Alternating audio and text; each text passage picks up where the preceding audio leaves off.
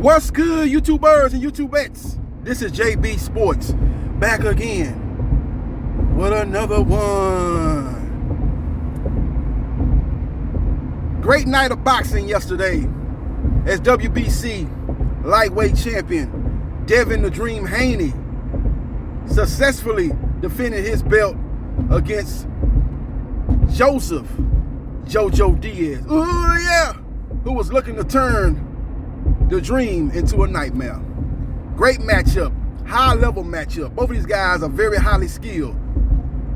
But the difference in the fight was Devin the Dream Haney was able to control distance, was able to be more consistent, as JoJo Diaz fought in spurts, but was not as consistent round in and round out as Devin the Dream Haney. As Devin Dream Haney won this fight basically with the jab and the right hook, and a jab to the body. Fought a beautiful fight. Now he got hit, he got caught with some shots, as JoJo Diaz did a good job of applying smart pressure. He was closing the distance, especially after round one. After round one, man, I thought Devin looked very sharp in the first round. And it looked like it was gonna be an easy night for him if you go by what happened in the first round. But give JoJo Diaz credit. He was able to close the distance and he was able to apply smart pressure. He was not reckless with it. I told you guys in the video that I was breaking the fight down that JoJo Diaz is not no classic Mexican fighter as far as just coming in and, you know, you're going to hit him 2 times and he's going to land his 3 shots. He don't fight like that. He's a smart pressure fighter, very high level technical fighter. He kind of like remind me of Triple G. A lot of people talked about Triple G when he said Mexican style, but he meant like Mexican style like in as an example as far as a Julio Cesar Chavez Sr. He was a pressure fighter, but smart pressure. Not a guy like, you know, you got these guys that come out of Mexico, man, and they put on exciting fights, man, but their defense is very lacking. They coming in, they're not using no jab, and they coming through the front door unannounced, and they getting picked off. They getting a buckshot put in their ass when they go against a technically sound fighter. JoJo Diaz is not like that. He's a guy that's very fundamentally sound in what he does, man. He did a good job of closing the pressure, but the problem with him was he was fighting in spurts. And again, Devin the Dream Haney did a good job with the jab, not only upstairs but downstairs. And then he hit him with the right hand to tame JoJo Diaz early in that fight. And JoJo Diaz did not come in there with a little bit more aggressive pressure. He was smart with it due to the fact that he's a very technically sound fighter. And again, he got tamed early in that fight. And that made him respect Devin the Dream Haney's power. A lot of people say Haney don't have a lot of power. I think he has decent power. He's a very sharp puncher, a la Floyd Mayweather Jr. You don't see guys just coming in with reckless abandon. If he ain't had no power, you would see guys like, man, I don't care if he kept me with a couple of shots. I'm just going to get in and I'm going to throw my bombs. They don't do that with Devin Haney because they know this guy has respectable power. I think as he moves up to 140 and 147, I think he'll have more power. You know, he has cutting himself down the weight. They say he came into this fight tonight at 155 pounds. So he basically came into this fight tonight as a junior middleweight, fighting for his WBC lightweight title. So that let me know that he needs to move up. If he can't get to George Kambosos fight next, I think he indeed is going to move up. And I think a good first fight for him to dip his toe in the water in the junior welterweight division will be Victor Posto, who is basically the Sean Porter of the junior welterweight division. You get in there with him, we're going to find out if you are elite. Because if you okay, if you good at that weight, Victor Posto going to give you hell. But if you're on another level like a Terrence Crawford, guys of that caliber, then you're going to beat him, and you're going to beat him in decisive fashion. So that'd be a good first test for him if he indeed goes up to 140 pounds. But great job.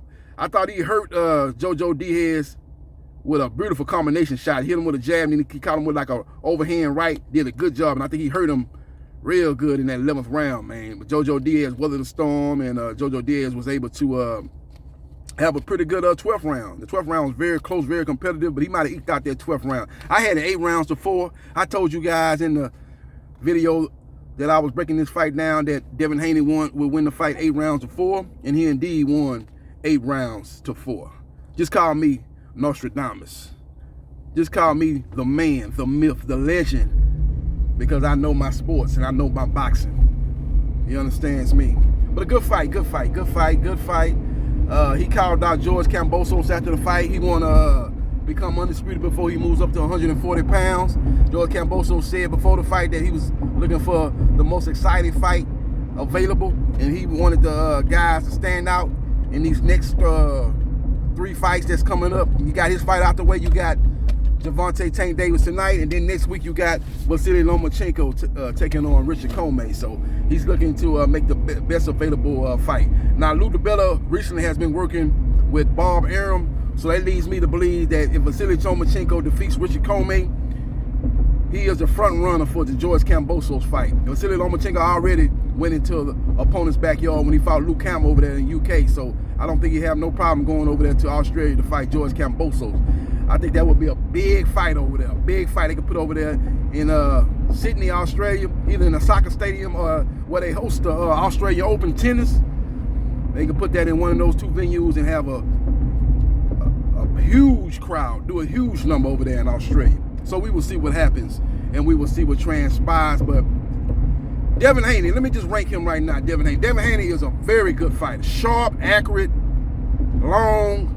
I'm thinking when he go up to 140, 147, he might go to a whole nother level, but I'm just talking about at 135, he's a very good fighter, but I don't think he's better than Shakur Stevenson. I think Shakur Stevenson beats him.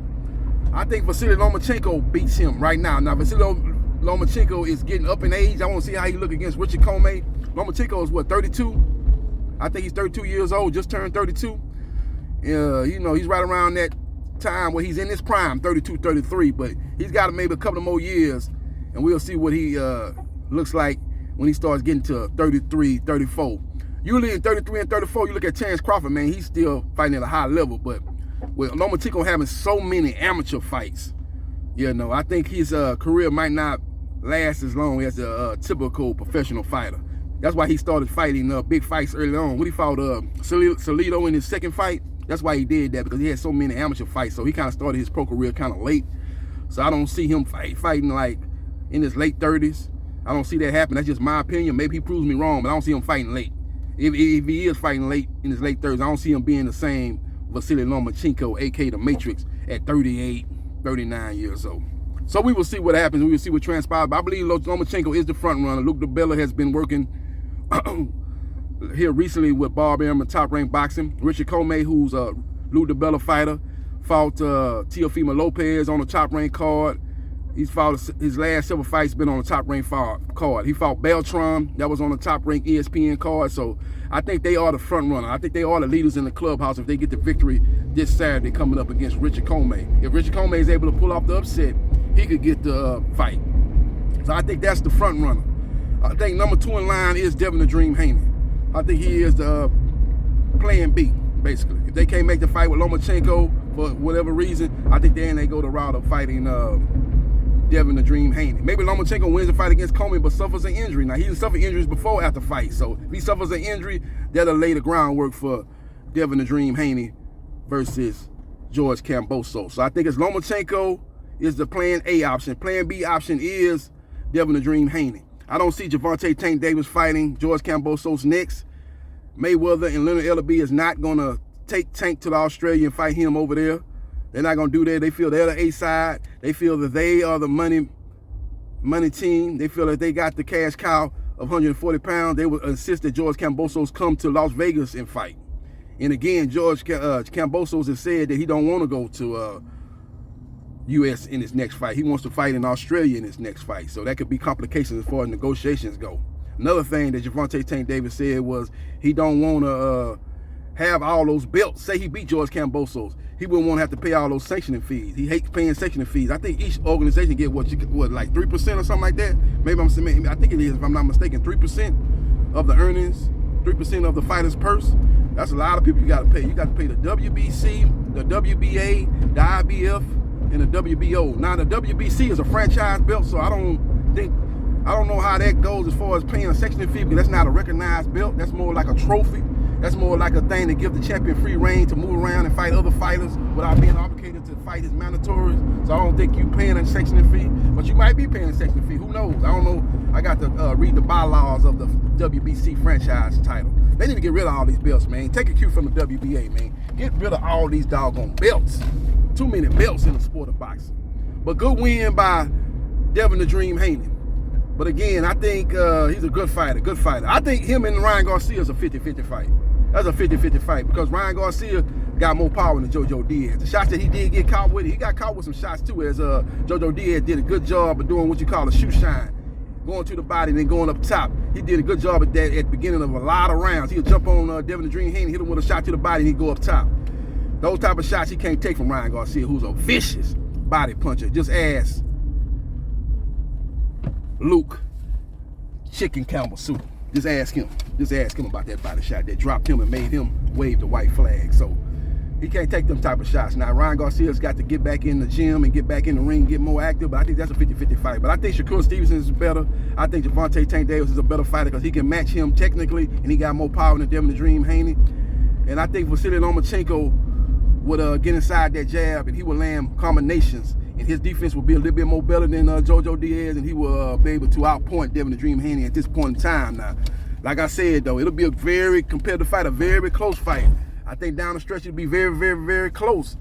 And I think it'll be one of them fights where Vasily Lomachenko will be trying to hold off Devin Dream Haney as he come on strong later on, man, because he's a fresher, younger fighter. But I do believe Vasily Lomachenko probably could eke out a 7-5 victory over Devin Dream Haney at this point in time. So I think those three guys are the guys that I believe, in my opinion, are ahead of Devin Dream Haney at 135 pounds. But I like to see any one of those fights, because I think he have a chance to beat all those guys because he's just that skilled. He's that sharp of a puncher, great jab, he's long, and he's a guy that knows how to control distance, and he has a high boxing IQ. So it'll be a great, great fight and a great, great matchup. Let me know your thoughts about JoJo Diaz versus Devin the Dream Haney. How did you like that fight? You think it was an entertaining fight? I thought it was one of those fights that was a high level, very technical, entertaining fight. You don't really get those type of fights too often in the sport of boxing. If it was like a real technical, high skill fight, sometimes you see fans booing, but this was very exciting, man. Both guys were defensively responsible, but they were offensive minded at the same time, man. So it was a great, great fight, high level fight. And Devin the Dream Haney has proved to be one of the top lightweights in the division. He has one of the best resumes in the division. And in my opinion, he is right now the #1 lightweight in the division. Now, with all that being said, I don't think he could beat Shakur Stevenson. He moved up to 135, or Gervonta Tank Davis, or Vasily Lomachenko. But based on resume and accomplishment, he is the #1 lightweight in the division. I know George Kambosos got all the belts. Well, he got 3 of the 4 major belts, but it's not just about belts. Like I said in my previous video, Anthony Joshua was the unified heavyweight champion after he defeated Pulev, and he was going into, well, he had been the unified champion after he had defeated Vladimir Klitschko, and he lost it to Andy Ruiz, and he was going into the Pulev fight. But after Tyson Fury defeated Deontay Wilder by 7th round TKO in the rematch, he was the #1 heavyweight in the division, despite only holding 1 of the 4 major belts. And I believe that's the same situation, the same similar scenario that's playing out right now. Even though George Kambosos has 3 of the 4 major belts, I think Devin the Dream Haney, the WBC champion, is the #1 lightweight in the division. He just got through beating JoJo Diaz, who I believe should be in part of the 4 Kings conversation, not Ryan Garcia. He defeated Yorkes Gamboa. He also defeated Jorge Linares, who's a former world champion. Based on his last 3 fights, I believe he is the #1 fighter in the lightweight division. Let me know your thoughts if you agree with me in that assessment. And subscribe to JB Sports, the man, the myth, the legend. And I holla.